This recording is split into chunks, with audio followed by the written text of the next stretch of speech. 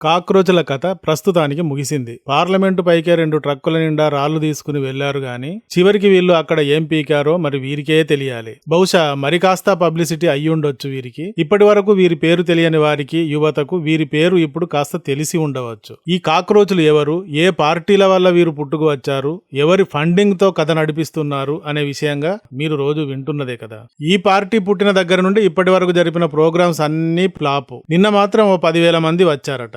ఎందుకు వస్తారండి? 1975 నుండి 1984 మధ్య కాలంలో అన్నల హవా నడిచేది. జనాలని రాండన్న తుపాకీ పట్టుదురు గాని అంటే వారి కడుపులో ఆకలి ఉండేది కాబట్టి కొందరు వచ్చేవారు గన్ను పట్టడానికి. కానీ ఇప్పుడు అందరి చేతుల్లోకి స్మార్ట్ ఫోన్లు వచ్చాయి కాబట్టి తుపాకీ పట్టేందుకు ఎవరు వస్తారు? రమ్మంటే ఎవరు రావడం లేదు. ఆఖరికి అన్నలే అంతరించే స్థితి వచ్చింది. ఇది అంతే. ఏమంత కష్టం వచ్చి పడింది అని బొద్దింకల్లో కలిసిపోదామని పొలోమని యువత, జనాలు అందరూ పారెత్తుకుని వస్తారు చెప్పండి. అన్నా హజారే గారు తెచ్చిన ఉద్యమం నుండి వచ్చి ఆ క్రెడిట్ ని తన ఖాతాలో వేసుకున్న కేజ్రీవాల్ ఢిల్లీకి సీఎం అయ్యేదాకా పోయాడు. నెక్స్ట్ రైతు ఉద్యమం అంటూ ఒక ఫేక్ ఉద్యమాన్ని తయారు చేసి ఆ ఉద్యమం ద్వారా పంజాబ్ లో గెలిచింది ఆపు కేజ్రీవాల్ పార్టీ. ఇలా ఆపు కేజ్రీవాల్ తాను గెలవడానికి ఉద్యమం అనే పెట్రోల్ ని చల్లడానికి బాగా అలవాటు పడ్డాడు. సారా స్కామ్ లో అడ్డంగా బుక్ అయి సొంత సీటులో కూడా ఓడిపోయి దారుణ పరాభవంతో పీకల దాకా మునిగిన క్రేజీకి ఎంత మంట ఉండాలి కడుపులో. మరి ఈ మంటకి ప్రతిరూపమే ఈ బొద్దింకల ఉద్యమం. తర్వాత కాంగ్రెస్ అయితే ఢిల్లీ పీఠానికి దూరమై 12 ఏళ్లు అవుతోంది. అలాగే దేశం మొత్తం అంతటా 2-3 రాష్ట్రాల్లో మాత్రమే అధికారంలో ఉంది కాంగ్రెస్. ఎలాంటి కాంగ్రెస్ కి ఎలాంటి గతి పట్టింది ఇప్పుడు చూడండి. మిగతా పార్టీలు అన్నీ కూడా 2-3 సార్లు బీజేపీ చేతుల్లో వరుసబెట్టి ఓడిపోతున్నారు. మరి బీజేపీని ఎలా నిలువరించాలో కూడా తెలియక తల్లడిల్లిపోతున్నారు వీరంతా. ఎలాగైనా నిలువరించాలన్న తపనతో ఇదిగోండి ఇలాంటి బొద్దింకల ఉద్యమాన్ని తెచ్చారు. మరి వీరి ఉద్యమం వెనక చైనా, యుఎస్ డీప్ స్టేట్ లాంటి శక్తులు కూడా ఉన్నాయి అంటున్నారు. ఏ ఉద్యమమైనా నడవడానికి ఫండింగ్ కావాలి కదా. ఆ ఫండింగ్ ఎవరిస్తున్నారు అనేది లెక్క. ఈ లెక్క తీలితే వెనక ఉన్నదెవరో స్పష్టంగా తెలుస్తుంది. దేశం ఇప్పుడు ఎవడి మాట వినటం లేదు. ట్రంప్ ని చూరులో చెక్కుతోంది, జింపింగ్ ని కూడా చెక్కుతోంది. చైనాకి కౌంటర్ గా చుట్టూ దేశాలతో తాను కూడా వ్యూహాలు సెట్ చేస్తోంది. బ్రహ్మోస్ లాంటి ఆయుధాలను అమ్ముతోంది. సో భారత్ ఇలా గనక ఎదుగుతూ పోతే మనకు పోటీ అని చెప్పి చైనా, అమెరికాలు గిలగిలలాడుతున్నాయి. భారత్ ని ఎలాగైనా తొక్కాలి అని చూస్తున్నాయి. అలాంటప్పుడు ఇలాంటి ఉద్యమాల వెనక ఉండి వారికి ఫండింగ్ చేస్తారు అన్న అంచనాలు ఉన్నాయి. ఫర్ ఎగ్జాంపుల్ నేపాల్లో జంజీ ఉద్యమంతో ప్రభుత్వాన్ని పడగొట్టారు. చైనా అనుకూలురు అక్కడ అధికారంలోకి వచ్చారు. బంగ్లాదేశ్ లో కూడా జంజీలు ప్రభుత్వాన్ని పడగొట్టారు. తర్వాత చైనా అండ్ డీప్ స్టేట్ అనుకూలురు అధికారంలోకి వచ్చారు. ఇదేదో చాలా ఈజీగా ఉంది. యువత మీరు కళ్ళు తెరవండి, నిప్పు తొక్కే కోతులు కండి, విద్యార్థులారా కళ్ళు తెరవండి, కళ్ళు తాగిన కోతులు అవ్వండి అంటే వారు వెంటనే లైన్ లోకి వచ్చి జంజీలైపోతారా? భారత్ లో యువత ఎక్కువగా సోషల్ మీడియాలో మునిగిపోతూ ఉంటారు కాబట్టి తమ మెసేజ్లు ఈజీగా తీసుకుంటారు. ఈజీగా వీళ్ళని రెచ్చగొట్టవచ్చు, ప్రభుత్వానికి వ్యతిరేకంగా తిరుగుబాటుకు ఎగదోయవచ్చు అనుకున్నారు.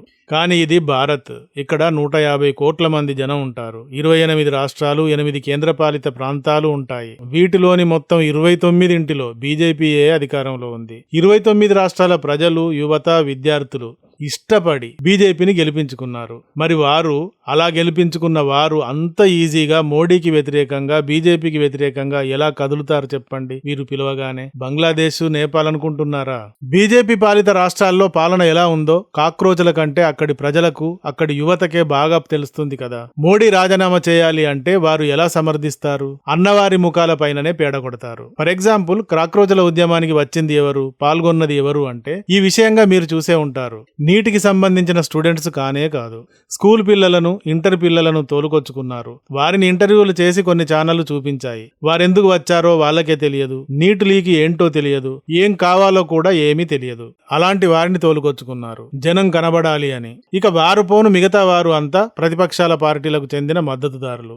ఇలా వాళ్ళని వీళ్ళని జమ చేసి 2 ట్రక్కుల రాళ్లను తీసుకువచ్చి పెద్ద దాడికే ప్లాన్ చేశారు. మీరు టీవీల్లో చూస్తూనే ఉంటారు. చాలా మంది చెప్తున్నారు ఏమని అంటే ఈ బొద్దింకల పార్టీ స్టార్ట్ అయిన దగ్గర నుండి ఇప్పటి వరకు అన్ని ప్లాపులే, జనాలే రాలేదు వీరి సభలకు ఇప్పటి వరకు. కానీ నిన్న మాత్రం కాస్త భారీగానే వచ్చారు. ఎందుకు వచ్చారు అంటే నిన్న పార్లమెంటుకి మొదటి రోజు కాబట్టి పార్టీలు అన్ని, ప్రతిపక్ష పార్టీలు అన్ని తమ క్యాడర్ ని అక్కడ దింపాయి అంటున్నారు. ఇలా వచ్చిన వీరంతా పార్లమెంటు గేట్ల వైపుకు దూసుకుపోయారు. ఆ ప్రాంతంలో ఎనీ టైం 145 144 సెక్షన్ ఉంటుంది. కాబట్టి అక్కడికి చేరితే పోలీసులు ఊరుకోరు, మక్కెలు ఇరగదీస్తారు, తీశారు కూడా.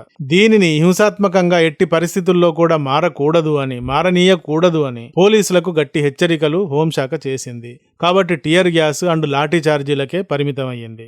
ఇదే చైనా లాంటిదైతే కథ వేరుగా ఉండేది. చైనాలో 1989లో తియానెన్మెన్ స్క్వేర్ వద్ద 10 లక్షల మంది నిరసనకి దిగితే పోలీసులు వారిపైన ఓపెన్ గా ఫైరింగ్ జరిపారు. 10,000 మంది చనిపోయారు. అప్పుడు నిన్న జరిగిన ప్రొటెస్టులో మన పార్లమెంటు ముందు ఇంటర్ పిల్లలు, చిన్న పిల్లలు కనబడుతూ ఉంటే అదే భయమేసింది. ఏదైనా బీభత్సకాండ జరిగి అమాయకులు, పసివాళ్లు బలెవరు కదా అని. ఇలాంటివి ఎలా ఉంటాయి అంటే, ఉద్యమం చేస్తున్న వారు ప్లాన్ చేసి హింస సృష్టించకపోయినా వారిలోని అతివాదులు ఇలాంటి విధ్వంసాలకు దిగుతారు. 100 మందిలో ఒక పిచ్చి కుక్క ఉంటుంది కదా, వాడు హింసకు దిగుతాడు. అది భయానకంగా మారే అవకాశం ఉంటుంది. కానీ పోలీసులు చాలా జాగ్రత్తగా మొత్తాన్ని అదుపు చేశారు. ఈ సందర్భంగా జరిగిన హింసలో పోలీసులే ఉద్యమకారుల కంటే నిన్న ఎక్కువగా గాయపడ్డారు. కనీసం 118 మంది పోలీసులు గాయపడ్డారు. 60 మంది మాత్రమే బొద్దింకలు గాయపడ్డాయి. 12 ఏళ్ల బాలిక కూడా తీవ్రంగా గాయపడింది. సో దీన్ని బట్టి పోలీసులు ఎంత సహనంతో వ్యవహరించారు అనేది, మరి ప్రభుత్వం ఎంత బలమైన సందేశం ఇచ్చింది అనేది అర్థమవుతుంది. ఇలాంటివి చూసినప్పుడు నాకు ఒకటి గుర్తుకు వస్తుంది. 2009 ఫిబ్రవరి 28వ తేదీన రాత్రిపూట ఎంఆర్పిఎస్ మందకృష్ణ గారి ఎంఆర్పిఎస్ కార్యకర్తలు ఎస్సీ వర్గీకరణ అంటూ ఉద్యమం తీశారు. కార్యకర్తలు గాంధీ భవన్ లోకి దూసుకుపోయారు. ఈ సందర్భంగా 3-4 కార్యకర్తలు పెట్రోల్ చల్లుకుని ఆత్మహత్య చేసుకుంటామంటూ బెదిరించారు. చివరికి ఏం జరిగిందేమో గాని నిప్పంటుకుంది వారికి. ఇది చాలా దారుణమైనటువంటి సంఘటన. ఈ సందర్భంగా ఒక పోలీస్ ఆఫీసర్ తో సహా చనిపోయారు. ఇలాంటివి ఎలా ఉంటాయంటే, అసలు నాయకులు ఇక్కడ బాగానే ఉంటారు, ఏదో వింత ఉద్యమమట, ఎంజాయ్ చేద్దాం చూసి మనం కూడా వెళ్ళిన వారే బలవుతారు. పెట్రోల్ చల్లుకొని బెదిరిద్దామని ఒకడనుకుంటే వాడిని అంటించి భారీగా సానుభూతి పొందాలని ఒకడనుకుంటాడు. వారిలో వారే. కాబట్టి ఇలాంటి పనికిరాని ఉద్యమాలకు అనవసరంగా పిల్లలు వెళ్ళకూడదు. వారి తల్లిదండ్రులు ఈ విషయంగా బాధ్యత తీసుకోవాలి. ఎవడో ఒకడు తాను పాపులర్ అయి నాయకుడినై పోవాలి అని ఓ సాకును ఎంచుకుని ఉద్యమం అంటూ అందరినీ రెచ్చగొడతాడు. చూద్దామని వెళ్లి ఇంకెవడో బలవుతాడు. ఇలా ఉంటాయి ఈ ఉద్యమాలు. ఈ ఉద్యమాలు ఇంతకన్నా గొప్ప విజయాలు సాధించేది, పీకేది ఏమీ ఉండదు. నీటి పేపర్ లీక్ అంటూ ముందు వరుసలో ఉన్న వ్యక్తుల లిస్టు చూడండి, ఎవరున్నారు అనేది. వాళ్ళు అంతా ఆప్ పార్టీకి చెందినవారు ఉన్నారు, లేదా లెఫ్ట్ పార్టీకి చెందినవారు, లేదా ప్రతిపక్షాలకు చెందినవారు. ప్రకాష్ రాజ్ లాంటి యాంటీ నేషనలిస్టులు ఉన్నారు. స్టూడెంట్స్ ఎక్కడున్నారండి అందులో? బొద్దింకలతో స్టేజీ పైన కనబడుతున్నా, లేదా వీరి వెనక ఉండి మద్దతిస్తున్నా, వీరికి సలహాలు ఇస్తున్న వారు ఎవరో ఓసారి చూస్తే వీరు విద్యార్థులా లేక దేశ వ్యతిరేకులా అనేది అర్థమవుతుంది.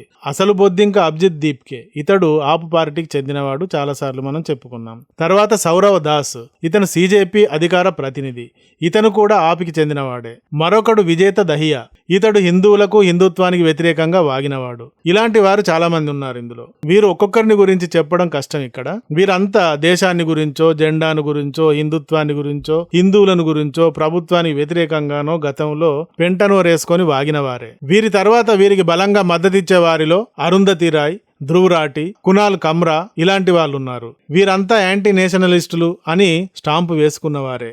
ఇంకా అన్ని రకాల ప్రతిపక్షాల వాళ్ళు కూడా వీరిలో కలిసి ఉన్నారు. ఈ చిత్రాన్ని క్లియర్ గా చూపించడానికే ప్రభుత్వం వీరి ఉద్యమాలకి, వీరి నిరసనలకి పర్మిషన్స్ ఇచ్చింది. సోనంని 21 రోజులు ఉపవాసం ఉండనిచ్చింది. ఎక్కడా కూడా వ్యవస్థ అంతా తన చేతిలో ఉంది అని తొందరపడలేదు. సిజేపీలో ఎవరున్నారు, వారి వెనక ఎవరున్నారు, వారిని ముందుకు తోస్తున్నది ఎవరు, ఫండింగ్ చేస్తున్నది ఎవరు అనేది అందరికీ అర్థం కావాలి అనే వారిని రెచ్చిపోనిచ్చారు. ఇప్పుడు సీసీ కెమెరాల్లోకి, నిఘా బృందాల సర్వేలలోకి ఎవరెవరు ఏమిటి, ఎవరి ఉద్దేశం ఏమిటి అనే దానికి సంబంధించిన బోలెడు ఫుటేజ్ చేరి ఉంటుంది. తర్వాత వీరొక్కొక్కరికి ఉంటుంది, వారి కథ ఏమైందో కూడా బయటకు రాదు. పై స్థాయి నాయకులు బాగానే ఉంటారు, అమాయకులను రెచ్చగొట్టి బలి చేస్తూనే ఉంటారు. కానీ తెలిసి తెలియక ఉద్రేకంతో వాళ్లతో జాయిన్ అయ్యి హింసకు, స్టోన్ ఫెల్టింగ్ కి, విధ్వంసానికి పాల్పడిన వారు మాత్రం బుక్ అయిపోతారు. ప్రభుత్వ నిఘా వారిని ఏళ్ల తరబడి వెంటాడుతుంది. ఇక్కడ భారత్లో జరిగే ఇలాంటి ఉద్యమాలు చివరికి ఇంతే అవుతాయి. నేపాల్ ని, బంగ్లాదేశ్ ని, శ్రీలంకని చూసి భారత పార్లమెంట్ నే డిస్ట్రాయ్ చేద్దాం అనుకుంటే ఆ దేశాలు ఏ పాటివి? భారత్ ముందు పిట్టరెట్టంతుంటాయి అవి. ఆ రెట్టలను చూసి వీళ్ళిక్కడ ఇన్స్పైర్ అవడం బ్రెయిన్ లెస్ తప్ప వేరే కాదు. పోనీ వీరి వద్ద ఉన్న విజన్ ఏమిటి?